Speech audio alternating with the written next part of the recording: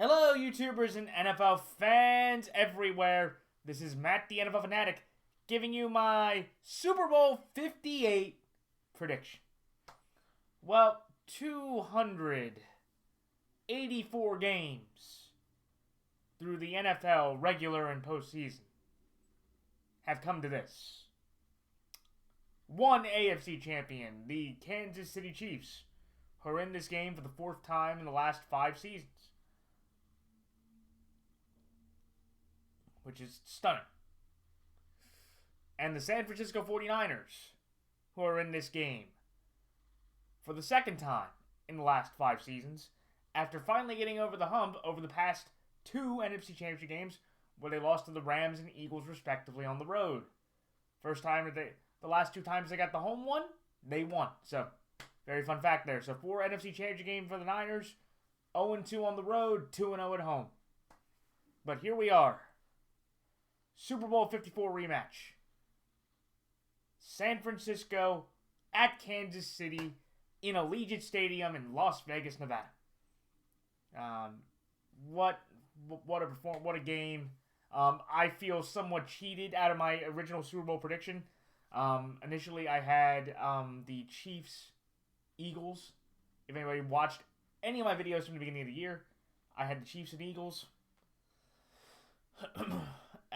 But the one painful thing for me was the one team that I would have changed out of Philadelphia, who I thought who has been the second best team in the NFC from the beginning of before this season began, were the San Francisco 49ers.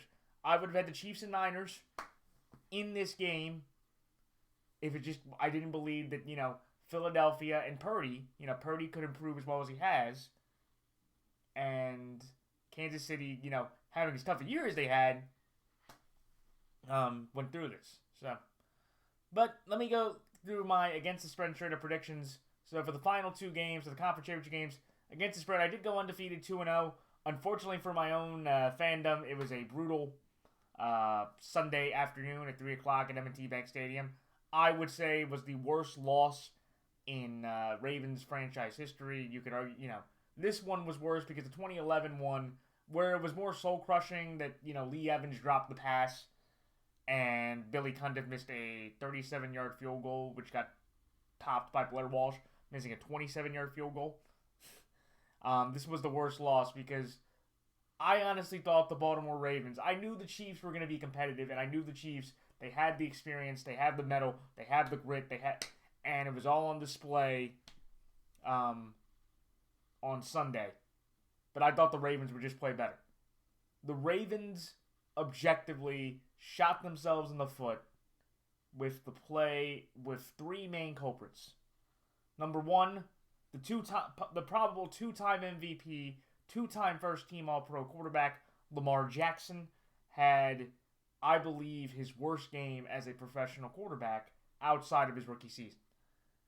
That game showed me that Lamar Jackson is this current group of quarterbacks, the young guns, especially in the AFC, he is the Peyton Manning. An all-time unique regular season quarterback, the greatest dual-threat regular season quarterback in the history of the game, in my opinion. But a man that has continually shown you, year after year after year after year, the man will not perform the man performs his worst in the postseason. Here's a fun fact. If you score over 13 points on the Ravens during a playoff game in Lamar Jackson's career, that's all you need. You need 14 points. You win. Think about how good our defense has been. And our defense was okay in the first half, sensational in the second half. Patrick Mahomes threw for under 70 yards in the second half and was shut out the entire second half.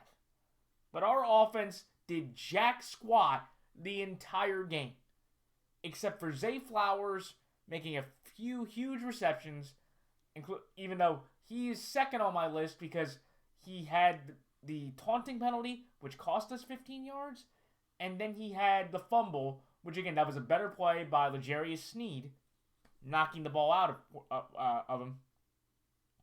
And the Ravens I think Zay will learn, and to give Zay his credit, objectively, out of everybody in the Ravens offense, he was the best player on the field. He was our only receiver that did anything. Odell didn't do anything. Aguilar had one big catch for 39 yards. Andrews didn't do anything. Likely didn't do anything. Our running backs, our running game, which we were the number one rushing team in the league, we had 35 straight games of 100 plus yards. Our running backs, the entire game, had 6 carries. That is ridiculous because the entire game, we were in a 10-7 or the largest deficit we had was 10 points. And there were points when we tied and it was just under. We needed to commit to the run. That's what we needed to do. But Todd Monken, the great, Todd Monken, who's had a good year, Todd is somebody that I objectively believe had a very good year this year. But he outsmarted himself. Because let's all be honest here, okay? Lamar Jackson's an all-time talent. But, there was a quote 10 years ago from Robert Griffin III saying that after he tore his ACL, he wanted to play like Peyton Manning. Be a pure pocket statue quarterback. And I honestly believe that Lamar Jackson and the Ravens thought, okay, they're going to send the heat on us. We're not going to try to run and beat the blitz or max protect. We're going to try to see if Lamar can pocket pass and beat the blitz with his arm. And by God, did he not prove that at all. He actually enhanced for a lot of the Bill Polians, who's been, overly critical of Lamar. He enhanced everybody's thoughts on that. Is it the worst thing you can do? Or the worst thing you can do for Lamar Jackson is tell him, play a pure pocket game. Because honestly, if you just objectively ask, pure pocket pass, he is the worst quarterback out of the 4 that play. I genuinely believe Brock Purdy is a better pocket passer than Lamar Jackson is.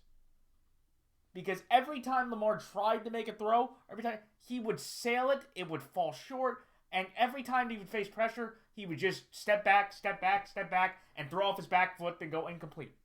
Okay? So, for the Ravens, this is a devastating loss. And this is the one thing I will say. I said this earlier, and I will say this again. Lamar Jackson, okay, has the accomplishments of this or has the accomplishments that this other quarterback does not. But like I have said before, I will say it again. Lamar Jackson, at the end of the day, if you take out the MVPs and you take out the All-Pros, even though he's just more melanin Dak. He's just a more melanin Dak Prescott in the postseason. He has a resume. Dak has a lot of regular season wins. The percentages are different. And Lamar is better than Dak Prescott because of those regular season accomplishments. But if you look at those two playoff resumes, Dak actually plays a little bit better in the postseason statistically. But that's the type of aura that Lamar Jackson has overall. That's the type of aura he has. That, he's becoming more and more important. That the regular season, it's not mattering for Lamar anymore. I don't care if Lamar, moving forward, has as many great regular seasons. And I honestly I don't know if these guys are going to win an MVP again. Because objectively, people are just going to look at it and go, well, we know what Lamar does. Think about Josh Allen. Josh Allen's had, sensational years. Nobody thought he could be in the MVP conversation. Maybe if they're just statistically that great compared to everybody else, you still have to give it to him for the regular season. But it's a frustrating thing because it's it doesn't matter. He is literally Peyton to Mahomes' Brady. And he is literally just more melanin Dak if you take out the accomplishments. Okay? And I know it's, you can say, oh, that's a big take, No, it's an honest thing. Because take out the accomplishments and look at the playoff numbers of Dak Prescott and Lamar Jackson. Very similar in terms of they do not play as well as they do in the regular seasons. And I think that's the thing that everybody has to think about. In that regard. And for the Chiefs, kudos to them. An all-time defensive performance from, Steve Spagnuolo, who pitched a gem. Andy playing as conservative and consistent as he's been. I objectively believe in what the Chiefs are doing. And I honestly also think as well that we have now gotten to this point with Patrick Mahomes that he is like Michael Jordan in the 1990s. To where, like, he is the one quarterback that if you're talking about quarterback play or teams or, there is no quarterback in the league that, unless you are a hater or just do not like him personally or just a hater that has no objective thought or purpose, and you have the right to as fans, he's the best quarterback in the league. He is, what's the term? He is him. H-I-M. That is Patrick LeVon Mahomes II. He is him.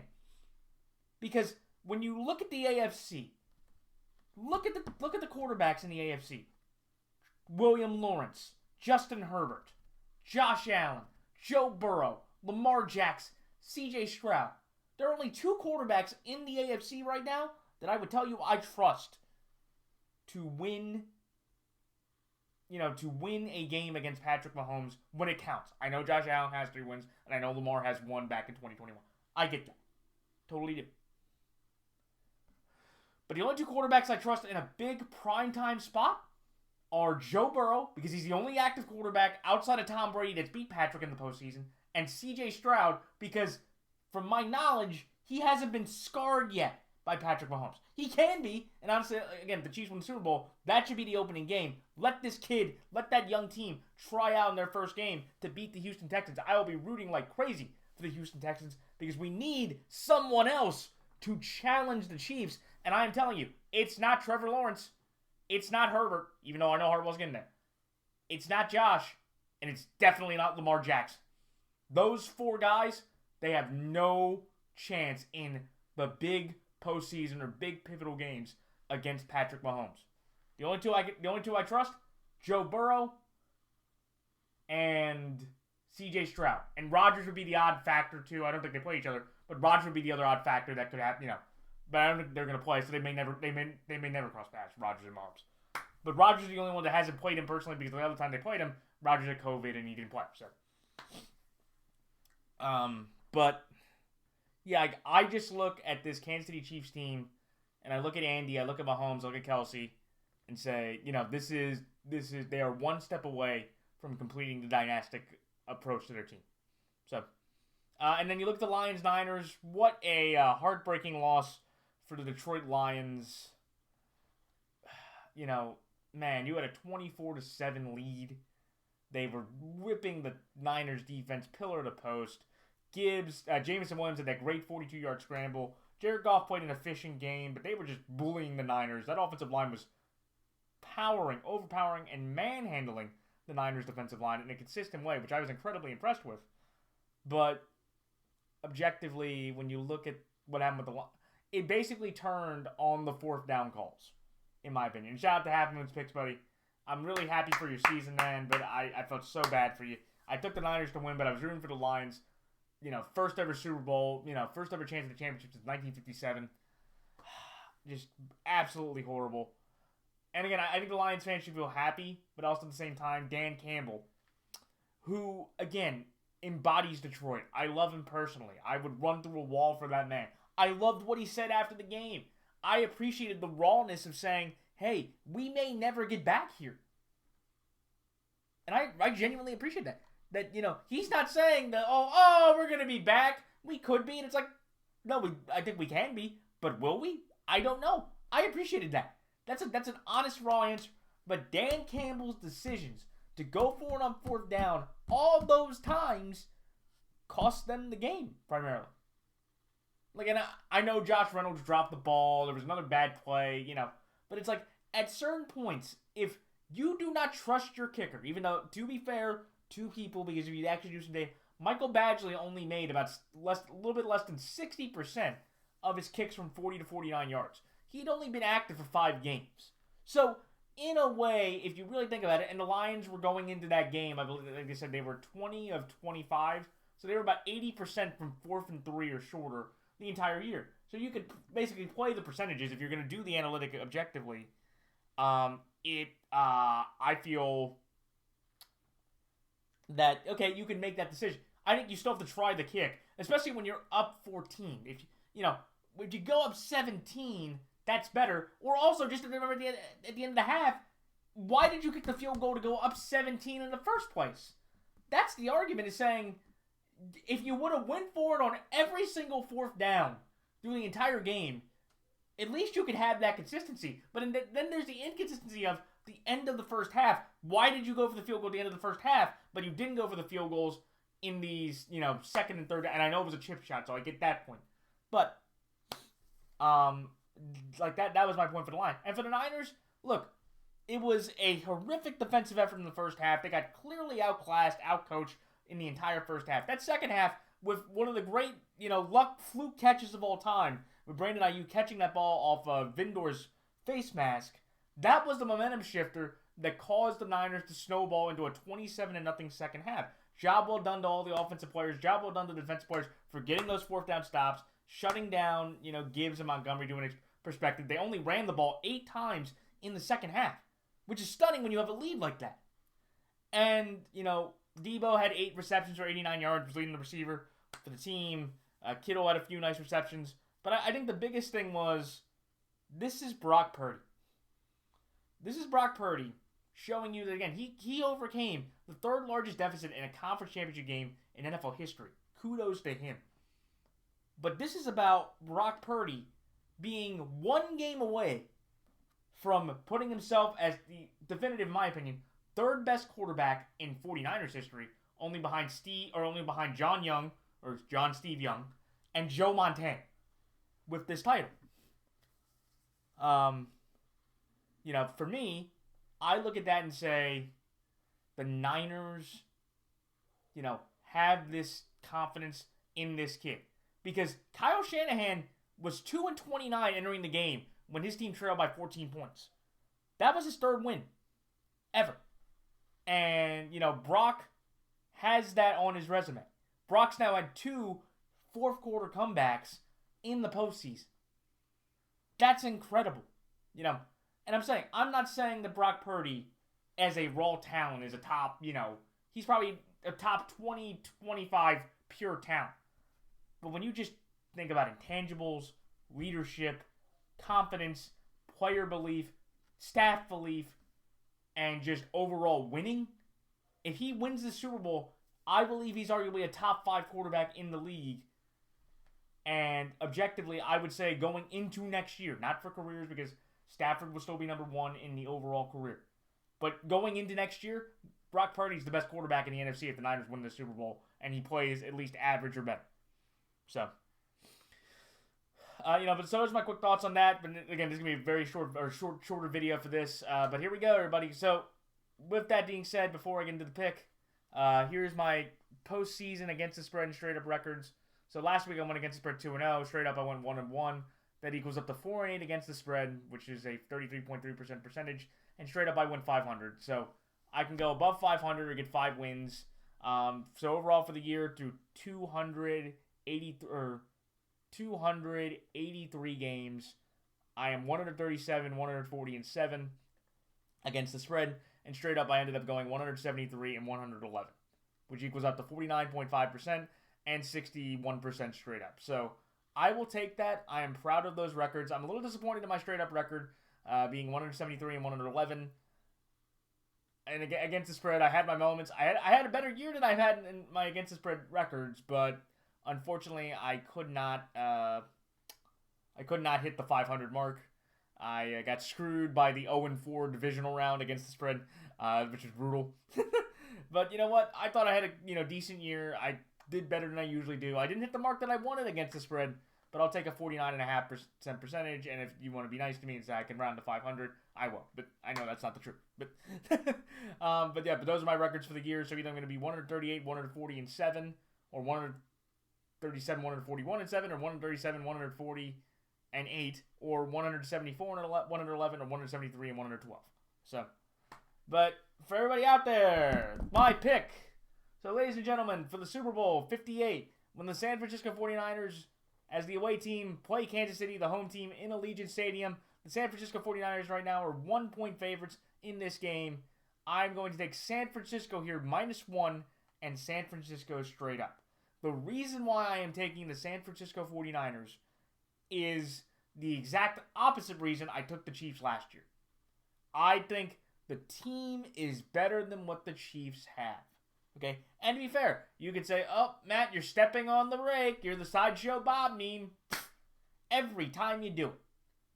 And again, it's like Michael Jordan. It's like Tom Brady. It's that type of effect to where, why are you betting against the man? He's cost you at least 2 times, already. Why are you going to do it a third? I just feel like for me with San Francisco, the Niners defense has been very good, even though their, pass rush has been, not as effective, and their secondary is a bit banged up. Especially when not having Huafunga and really only one good corner.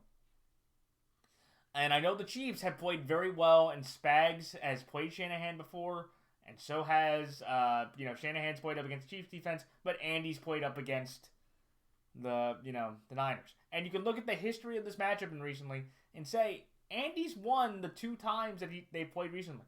Andy's won the 2 times. Andy won the Super Bowl, and then Andy won the rematch just last season in that very unique shootout, Christian McCaffrey's first game as a 49er.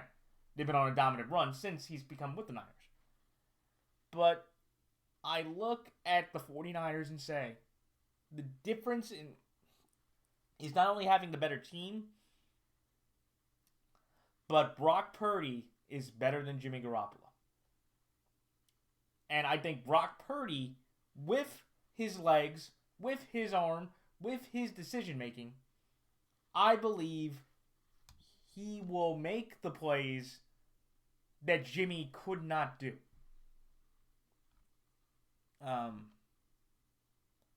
He plays better than Jimmy Garoppolo. The Niners have some of those players have the experience. They know what this vibe is like. I know basically all the Chiefs do, most of them, from last year. But I just think that excuse me, that in this spot, Brock Purdy outdoes Jimmy Garoppolo. And that will be the difference in the game. I know Kelsey's dominance. All-time leader in playoff receptions, which is insane. They can control the clock. They held the ball for 15 minutes than the Ravens on Sunday.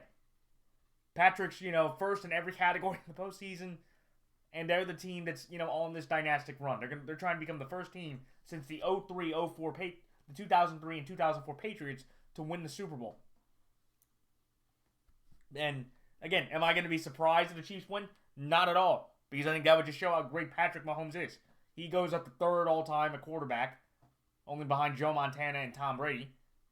Chris Jones becomes a Hall of Famer, and Andy Reid goes to a top 5 coach all-time if he gets this title. And Kelsey, I think, becomes the GOAT tight end with this title. But in this game, I'm going to trust Charles Omenihu, who beat for the Chiefs, who was a former Niner. He tore his ACL. That's a significant injury. No Joe Thuney. I think this Niners pass rush, they have the talent to be effective. I think the Niners defense can hold up enough against Patrick Mahomes. And I just feel like the Niners have better weapons and a better offensive system with Brock Purdy at the helm compared to what the Ravens will try to do. Because the Ravens are a running-based team. The Niners, you can say, if you want to put Purdy into those situations, it hasn't been great. But I do believe the Niners just are more schemed. They're more relaxed. They had a 10-point lead in this game 4 years ago. They blew it. I don't think Mahomes has those weapons to do that. I don't know if they get into that position again, but give me the better talent. Give me Brock Purdy making a few more plays, and I think the Chiefs' injuries are going to be significant enough that the Niners can take advantage with their talent to win this game. It's going to be a very interesting game. I'm excited for it as a pure fan. I know there are plenty of people across the football spectrum, anti-Niners, anti-Chiefs, anti-Taylor Swift, anti-Mahomes, all that are, probably sick of the Super Bowl. You don't want to hear the Niners brag. You don't want to see the Chiefs cement their dynasty and him continue to win. But I think this game is going to be an entertaining game between the two better teams, all-time coaches, and it either gives Brock Purdy one of the great underdog stories that outrivals that oversees Tom Brady, or it cements a dynasty in Kansas City that, honestly, here's the scary thing for everybody. It's not even the 4th inning, to kind of use a wrestling reference. It's not, what inning are we in? We're not even into the 4th inning with what I think this Chiefs team can do if they win this title with a 3rd one. So, yeah, but that's why I like San Francisco here, -1, and San Francisco straight up. So that's my thoughts on the Super Bowl 58 and my prediction. Best of luck to everyone picking this game. It's going to be a fantastic game. Hope everybody enjoyed. Hope everybody, enjoyed my videos. I will be making a season recap video with some questions for the offseason, and I will give my Super Bowl 59 prediction in a couple weeks. And if anybody has any questions, put out comments, please do. And I just want to say it's been a very fun season. I enjoy making these videos. I enjoy giving my opinions. I enjoy interacting with everybody that watches, and I genuinely, from the bottom of my heart, appreciate all the support and positive comments that all my fans and everybody that's watched has given me over, the past 10 years, for this year, but also it's the wrap of this channel's 10th season. I've been doing this for 10 years. I enjoy doing it. I put a lot of time into this, and I just want to thank everybody for watching. And like I said, I will be back in a couple weeks after Super Bowl to give my recap video to talk about everything about the season, all the stuff that's happened, my thing that's looking forward to the future, and I will give also my Super Bowl 59 prediction for the Super Bowl in New Orleans next year. It's way early for my Super Bowl 59 prediction next year. But that is it. So good luck to all players, coaches, fellow prognosticators, any daily fantasy bettors in the Super Bowl 58. And until a couple weeks, this is Matthew and Max signing off. Until then, everyone, so long.